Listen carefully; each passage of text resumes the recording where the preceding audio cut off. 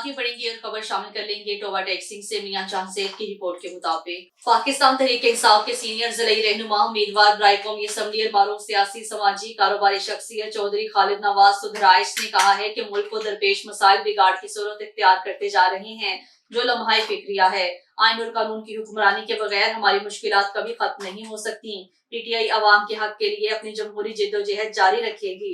इन ख्यालात का इज़हार उन्होंने सहाफियों से खुसूसी गुफ्तगू करते हुए किया। उन्होंने कहा है कि मुल्क जिन गंभीर चैलेंजेस से घिरा हुआ है उनके हल के लिए जो मुश्किल फैसले करने हैं मौजूदा हुकूमत इसका मैंडेट नहीं रखती। कर्ज के हसूल के लिए IMF की तमाम शराइत पर आंखें बंद करके अमल करने की पॉलिसी दुरुस्त नहीं। उन्होंने मजीद कहा किसी भी मुल्क की मैशियत कर्जों के बलबूते पर मजबूत नहीं होती बल्कि उसके लिए हर तरह के कारोबार के लिए माहौल को साजगार बनाया जाए। MB न्यूज की डिस्ट्रिक्ट बुलेटिन से फिलहाल के लिए इतना ही। मजीद न्यूज और अपडेट्स के लिए देखते रहिए MB न्यूज, क्योंकि MB न्यूज है मिलियंस ब्रॉडकास्टिंग न्यूज।